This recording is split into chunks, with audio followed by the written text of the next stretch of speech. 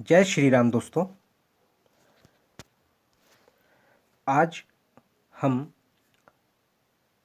Hindi pedagogy का 11th part करने वाले हैं। इससे पहले दोस्तों मैंने अपने चैनल पर हिंदी पेडागोजी के 10 पार्ट्स को अपलोड कर दिया है और आज के पार्ट को मिला के ओवरऑल 11 पार्ट्स आज मैं अपने चैनल पर अपलोड कर दूंगा। उससे पहले मैं आप सभी दोस्तों से कहना चाहता हूं, जो भी दोस्त मेरे से जुड़ के सीटेट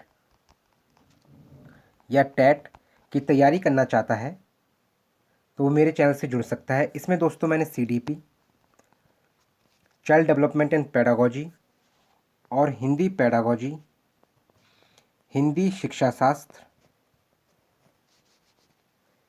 इन दोनों सब्जेक्ट की दोस्तों मैंने अपने चैनल पर प्लेलिस्ट बना दी है। ये प्लेलिस्ट आप मेरे चैनल को सब्सक्राइब करके देख सकते हैं।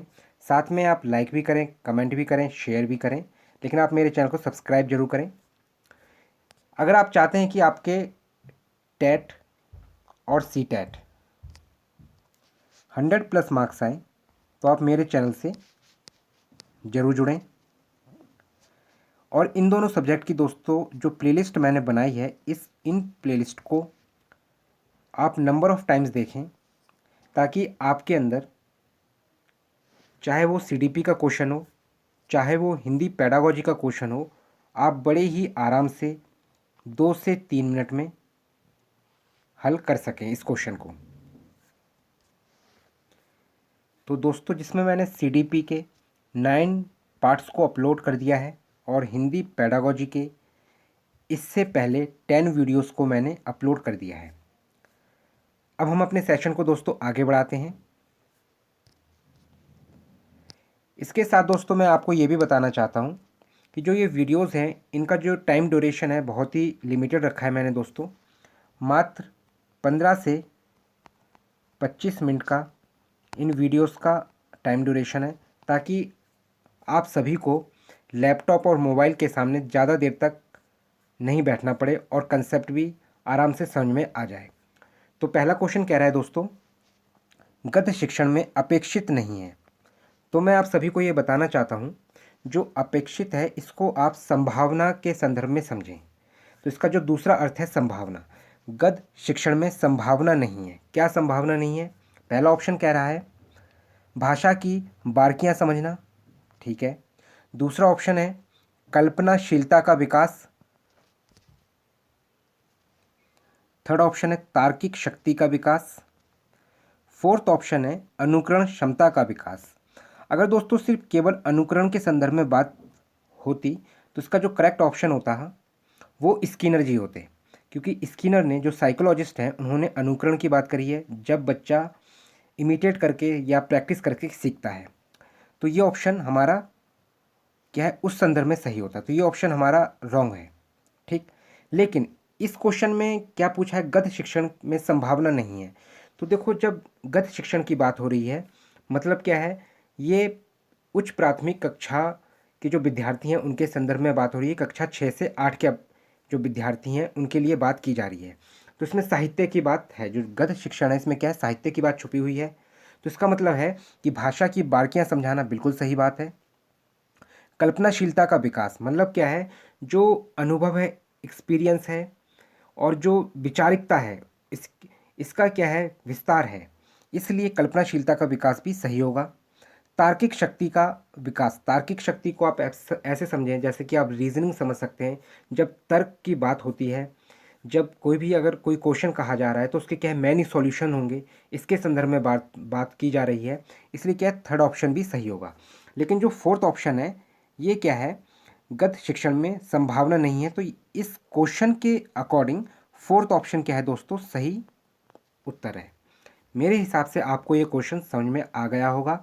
अब हम अगले क्वेश्चन की ओर चलते हैं दोस्तों। और सभी दोस्तों से ये अनुरोध है कि आप सभी क्वेश्चन को पढ़ते रहें, ताकि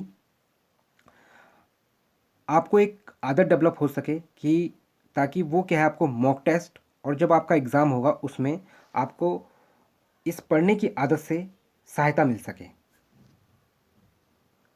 क्वेश्चन कह रहा है हिंदी भाषा की पाठ्य पुस्तकों में हिंदीतर भाषाओं की रचनाओं को भी शामिल या स्थान मिलना चाहिए, ताकि क्यों मिलना चाहिए स्थान। पहला ऑप्शन कह रहा है बच्चों को हिंदीतर रचनाकारों की जानकारी मिल जाए। अच्छा, दूसरा ऑप्शन कह रहा है बच्चे हिंदीतर रचनाओं की भाषिक विशेषताओं से परिचित हो सकें। ठीक। थर्ड ऑप्शन कह रहा है बच्चे हिंदीतर भाषाओं पर अपनी पकड़ बना सकें। ठीक है। फोर्थ ऑप्शन कह रहा है बच्चे हिंदीतर भाषाओं के व्याकरण से परिचित हो सकें। जब दोस्तों व्याकरण की बात आ रही है तो इसमें रूल्स की बात होगी, नियम की बात होगी। इस वजह से जो ये फोर्थ ऑप्शन है ये तो वैसे ही रॉन्ग हो गई है दोस्तों। थर्ड ऑप्शन की अगर हम बात करें, बच्चे हिंदीतर भाषाओं पर अपनी पकड़ बना सकें।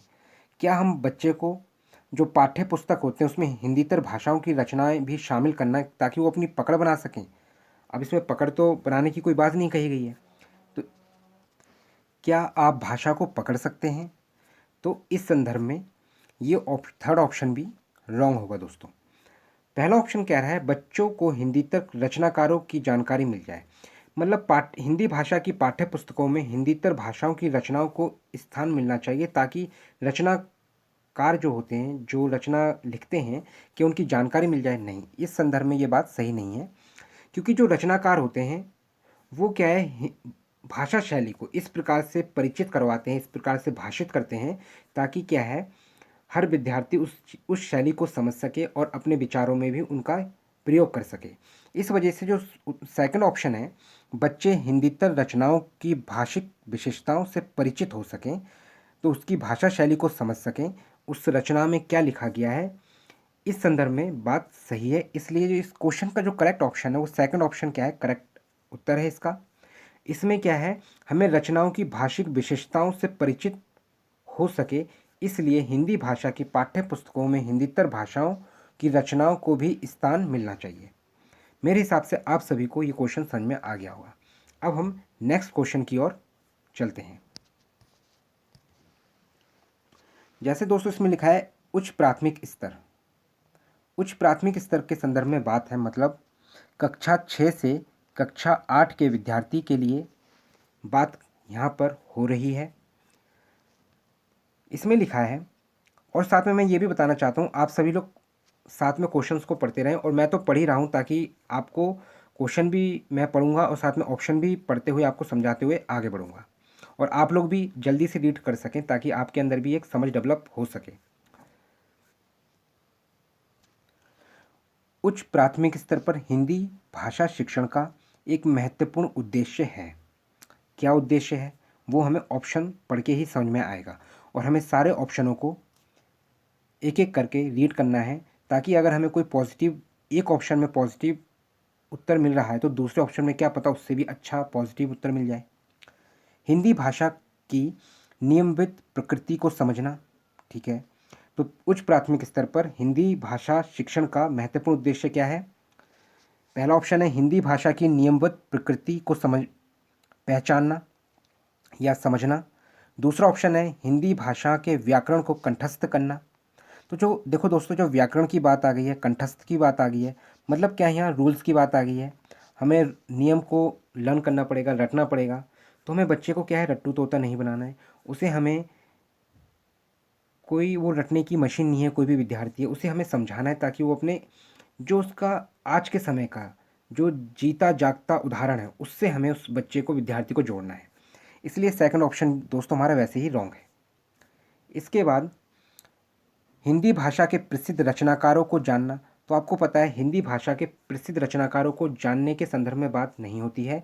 हमें रचनाकार, जितने भी रचनाकार होते हैं उनकी जो गद्य है या पद लिखा हुआ है उसमें जो भाषा शैली का प्रयोग किया है उसे जानना महत्वपूर्ण है। तो ये ऑप्शन भी दोस्तों हमारा थर्ड ऑप्शन रॉन्ग हो गया। फोर्थ ऑप्शन कह रहा है हिंदी भाषा की प्रसिद्ध रचनाओं को जानना। तो चाहे रचनाकार की बात हो चाहे रचनाओं की बात हो, हमें रचनाओं को भी नहीं जानना है। हम पढ़ेंगे रचनाओं को, लेकिन उससे हम अर्थ ग्रहण करेंगे, उस भाषा शैली से परिचित होंगे। इस वजह से फोर्थ ऑप्शन भी दोस्तों हमारा रॉन्ग हो गया।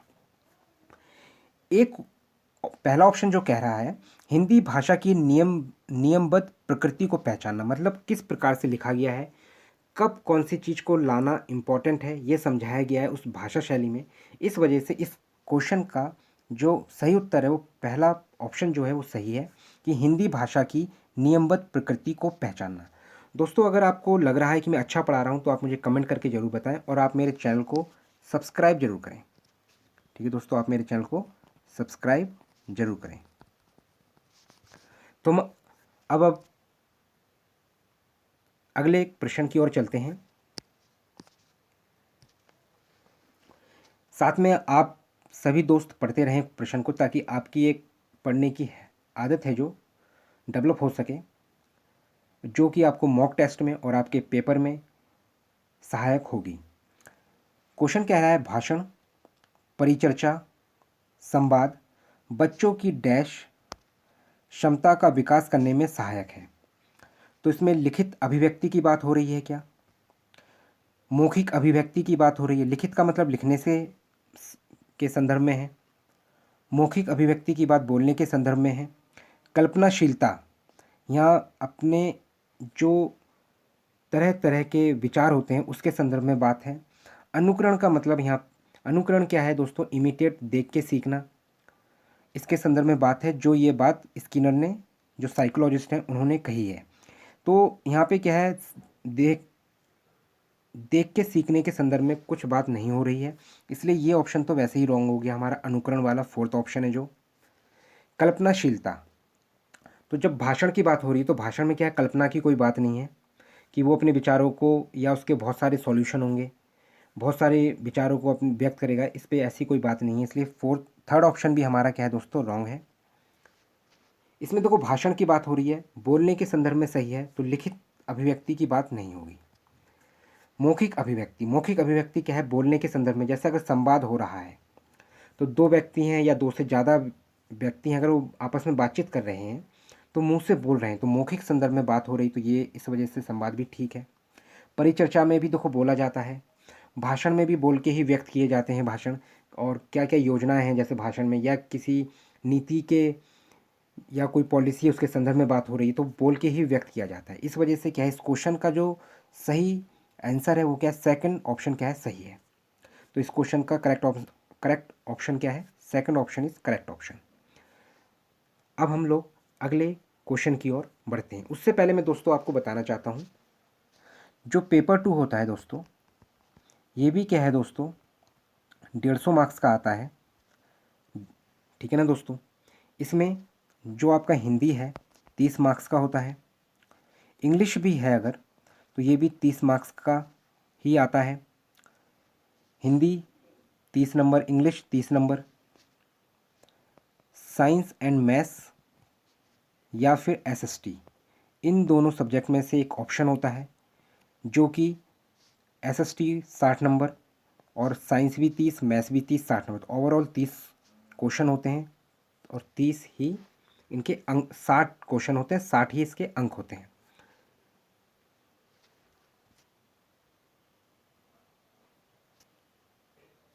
और साथ में सीडीपी 30 नंबर, ओवरऑल क्या है 60 क्वेश्चन, ओवरऑल 150 क्वेश्चन, 150 अंक, जिसमें दोस्तों हम साइंस और मैथ्स की आने वाले समय में क्लासेस लेके आएंगे, ताकि आपका साइंस और मैथ्स पोर्शन भी स्ट्रॉन्ग हो सके। अब हम अपने नेक्स्ट क्वेश्चन की ओर बढ़ते हैं। दोस्तों जैसे ये क्वेश्चन है, इस क्वेश्चन को मेरे साथ साथ आप भी पढ़ते रहें, ताकि आपके अंदर एक आदत डेवलप हो सके, और क्वेश्चनों को बड़े सही टाइम पे पढ़ने के कारण आपका जो क्वेश्चन है उसका उत्तर भी सही समय पे आ जाएगा।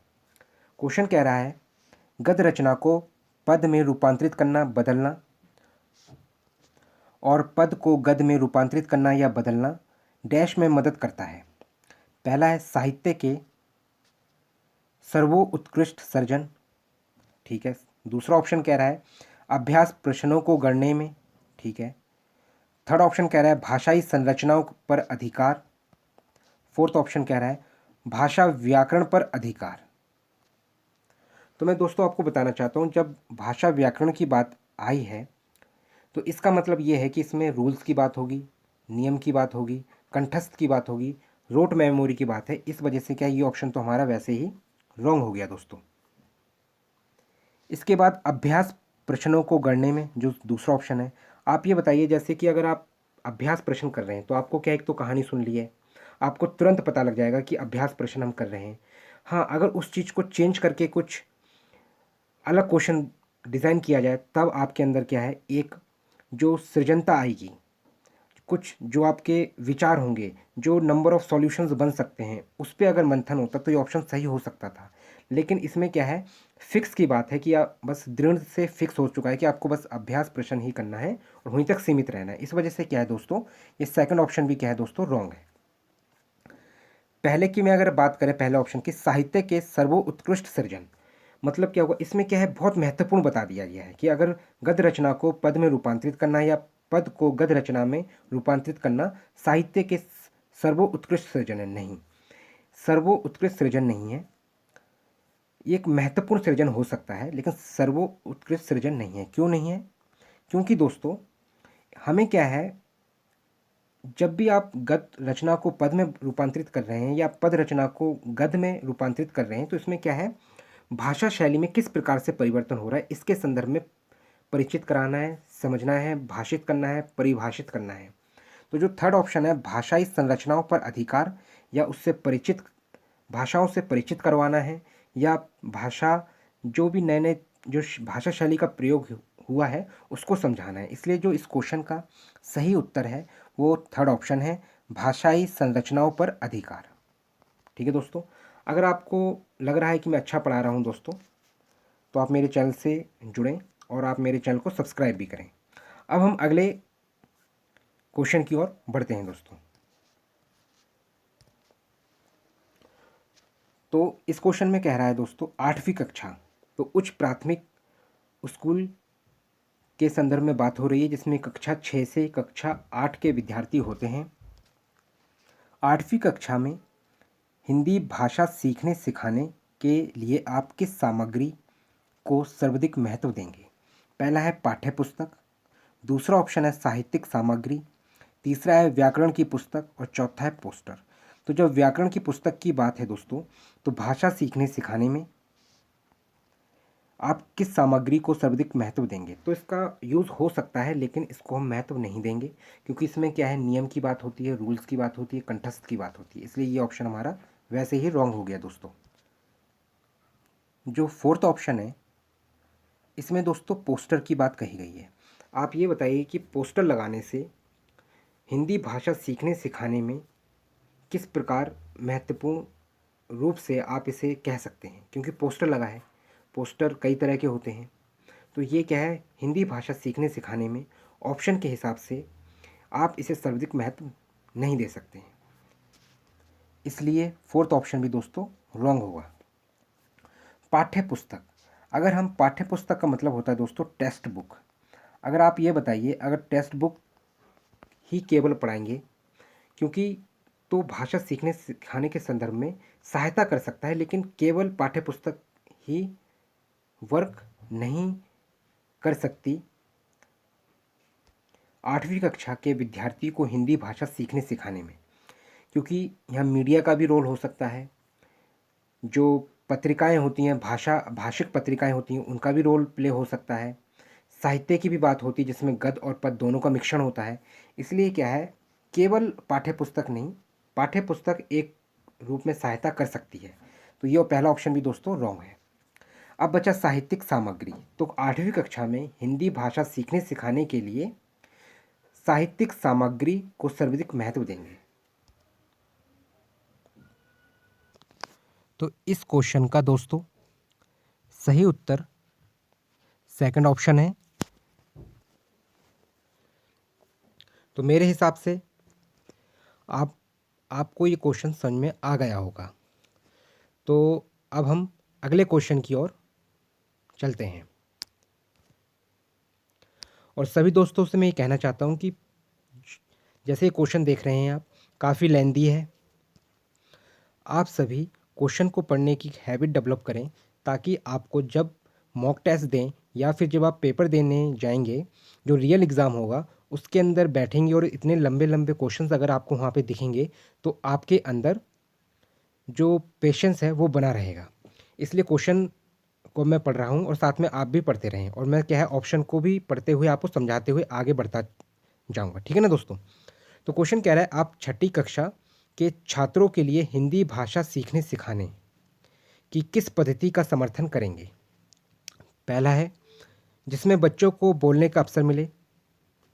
दूसरा ऑप्शन, जिसमें बच्चों को पाठ्य पुस्तक बिल्कुल ना पढ़नी हो। थर्ड ऑप्शन, जिसमें बच्चे परस्पर अंतरक्रिया करते हैं। फोर्थ ऑप्शन, जिसमें बच्चे केवल लेखन कार्य करते हैं। तो जैसे कि दोस्तों अगर आप फोर्थ ऑप्शन को देखें तो इसमें केवल लेखन कार्य की बात करी गई है। तो आपको पता होना चाहिए कि बच्चे को भाषा सीखने सिखाने में एक तो क्या है चारों कौशलों की आवश्यकता पड़ेगी, तो केवल लेखन की बात है, इस वजह से क्या है ये ऑप्शन रॉन्ग हो गया। अब मैंने चार कौशलों की जो बात करी है, आपको पता है तो आप मुझे कमेंट करके ज़रूर बताएं। सेकंड ऑप्शन कह रहा है दोस्तों, जिसमें बच्चों को पाठ्य पुस्तक बिल्कुल ना पढ़नी हो। आप ये बताइए, जब बच्चा छठवीं कक्षा का विद्यार्थी है, अगर वो पाठ्य पुस्तक बिल्कुल नहीं पढ़ेगा तो बच्चों की जो भाषा सीखने सिखाने में जो हम पेडागोजी यूज़ करेंगे उसके लिए कैसे सहायक बन सकती है। तो ये क्या है, जो सेकंड ऑप्शन है वो भी क्या है दोस्तों रॉन्ग है। पहले ऑप्शन की अगर हम बात करें, जिसमें बच्चों को बोलने के अवसर मिले, लेकिन बच्चों को बोलने के ही केवल अवसर मिल रहे हैं। जैसे इसमें केवल लिखने के अवसर दिए जा रहे हैं, इसमें क्या है बच्चे को बोलने के अवसर दिए जा रहे हैं।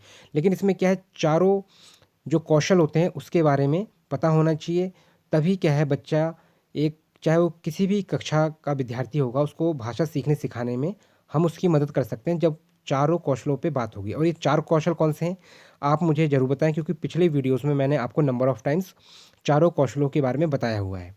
तो ये पहला ऑप्शन भी दोस्तों रॉन्ग होगा। अब थर्ड ऑप्शन कह रहा है, जिसमें बच्चे परस्पर अंतरक्रिया करते हैं। तो देखो दोस्तों, परस्पर अंतरक्रिया करने का मतलब है कि जैसे ग्रुप है, एक बच्चा बोल रहा है, बाकी बच्चे सुन रहे हैं, फिर दूसरा बच्चा बोल रहा है, बाकी बच्चे सुन रहे हैं, ठीक है ना दोस्तों। कुछ बच्चे इन बातों को लिख रहे होंगे, कुछ कुछ किताबें पढ़ के उन बातों का जवाब दे रहे होंगे। तो क्या है अंतरक्रिया क्या है, एक मेजर रोल प्ले करती है किसी भी भाषा सीखने सिखाने में। इसलिए जो इस क्वेश्चन का करेक्ट आंसर है वो क्या है, third option is correct option, जिसमें बच्चे परस्पर अंतरक्रिया करते हैं। तो आप छठी कक्षा के बच्चों के लिए हिंदी भाषा सीखने सिखाने की किस पद्धति का या किस पेडागोजी का, किस किस शिक्षा शास्त्र का, किस शिक्षण शास्त्र का आप समर्थन करेंगे, तो परस्पर अंतरक्रिया का।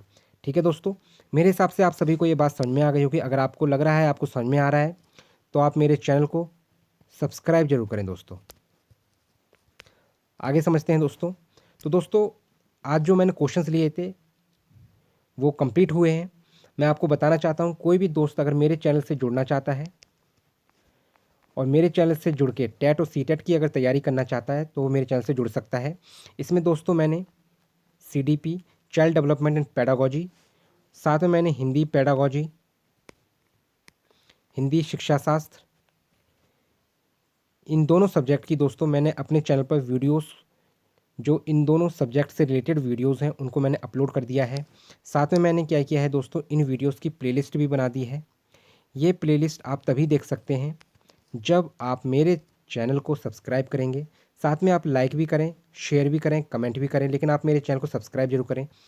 सब्सक्राइब करने का दोस्तों एक प्रॉफिट भी होता है कि कोई भी नोटिफिकेशन होगा या कोई भी वीडियो मैं अपने चैनल पे अपलोड करूँगा उसका नोटिफिकेशन आपके पास तुरंत ही पहुँच जाएगा। और अगर आप लोग चाहते हैं कि आपके टेट या सीटेट या टेट में 100+ मार्क्स आएँ, चाहे वो पेपर 1 की बात हो और चाहे वो पेपर 2 की बात हो, तो आप मेरे चैनल से जुड़ सकते हैं। आप मेरे चैनल को सब्सक्राइब भी करें, लाइक भी करें, शेयर भी करें, कमेंट भी करें, और मुझे आप बताएं कि मैं आपको अच्छा पढ़ा रहा हूँ। अगर कुछ गलती आपको लग रही है तो भी मुझे कमेंट करके बताएं। बाकी आप मेरे चैनल को सब्सक्राइब करें। धन्यवाद दोस्तों।